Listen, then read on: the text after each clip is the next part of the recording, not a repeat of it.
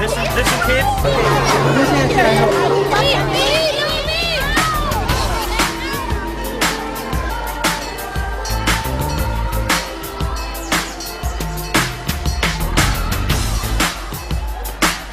So, want to come over here and see the elephant?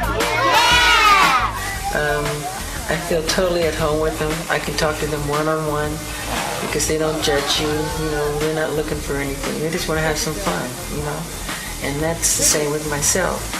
And I can connect to that, you know. I can understand that. And the fact that I missed out on so much as a child. As soon as they come in the room, for me, the room lights up. I like the sound it makes. That's great. That's great. Because they're really funny. Oh my God, they're funny. Didn't one of them say something funny to you yesterday about... Yeah, one of the boys said to me, he said, he saw all the rides and all the amusements, and he said, Michael Jackson, you own all of this? I go, yeah. He said, you paid for all of this? I said, yeah, I did. And you still have money left over? That's exactly what he said to me. I said, yeah. I said, yeah. He goes, I can't believe it.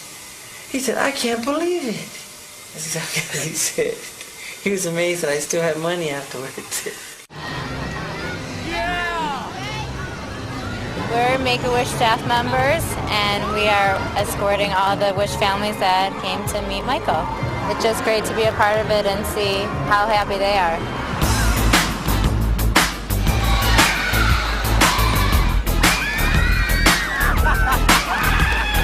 Everything is free, theater, amusement park, whatever they want to do, they can do it. But it's not free to you, it's cost you millions of Millions dollars. a year, yeah, millions. But you know, I get it all back when I see them smile. Sugar attack right now. Peter Pan.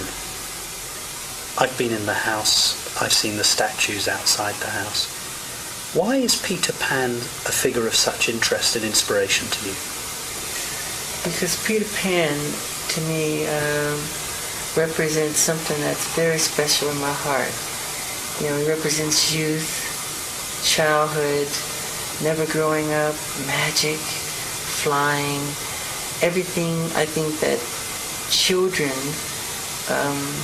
and wonderment and magic, what it's all about. And to me, I just have never, ever grown out of loving that or thinking that it's very special. You don't want to grow up. No, I am Peter Pan. Are you like a Michael Jackson? I'm Peter Pan at heart. Do you think it would be true to say that you found friendship and inspiration in children that you haven't been able to find in adults? That's absolutely the truth. Really? Yes. Yes. I haven't been betrayed or deceived by children. Adults have let me down. Adults have let the world down. What you're seeing all took place on the day that Martin Bashir and his crew were filming at Neverland. You actually see him in several of the shots being taken by Jackson's camera crew. This was supposed to be a documentary to tell the truth, everything. And who would bring somebody to his life and open up all the way and wanted to lie about it? You know, if I want to lie about it, don't even do it. He didn't have to do this documentary. Nobody forced him to do this documentary. After a full day spent with children from the Make-A-Wish Foundation at Michael Jackson's Neverland Ranch, what was Mr. Bashir's comment? We'll quote directly from his appearance on ABC's Primetime Thursday. One of the most disturbing things is the fact that a lot of disadvantaged children go to Neverland. It's a dangerous place for a vulnerable child to be. Now, I'm not saying that I saw any evidence of Michael Jackson being involved sexually with any children. Quite the contrary. But what I am saying is that children who are vulnerable should not be going into the house of a billionaire superstar where they sleep in his bed. As we said, that was Bashir's comment heard on TV by millions of people. But what did Bashir say to Michael Jackson about this day at Neverland?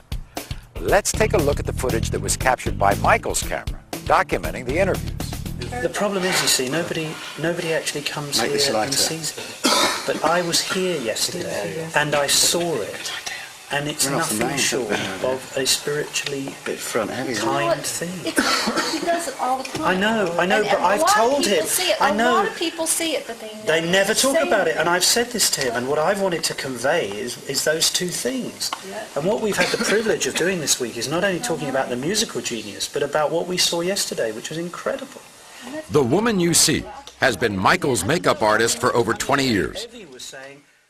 After listening to the glowing praise Bashir had for Michael in this interview, she had a very hard time believing he could call Neverland a dangerous place for children. I've never read about that. I didn't even... It's so hard for me to imagine that Michael opened up the gates not only to Neverland, but to his heart, to Bashir.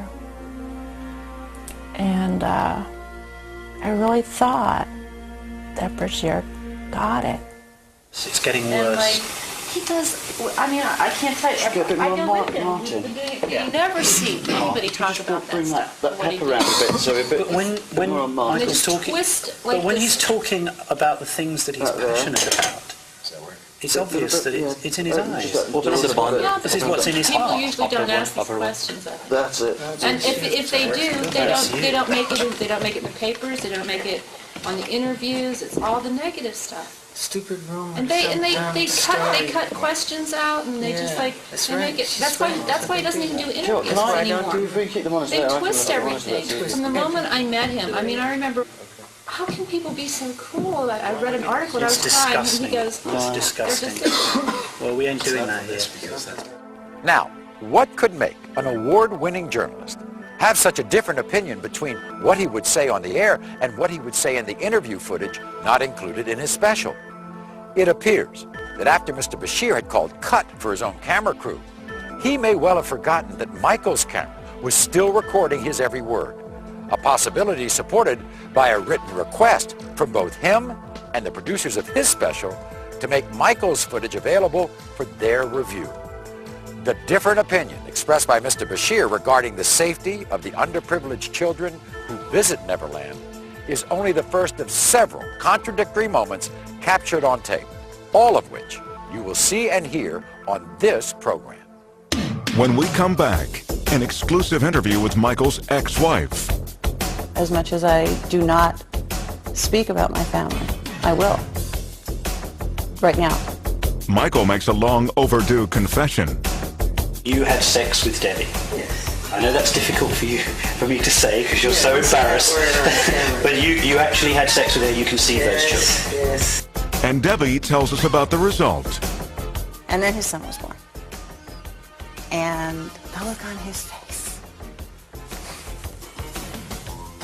Plus, a very surprising revelation from Michael's private cameras. All when we return to the Michael Jackson interview. The footage you were never meant to see.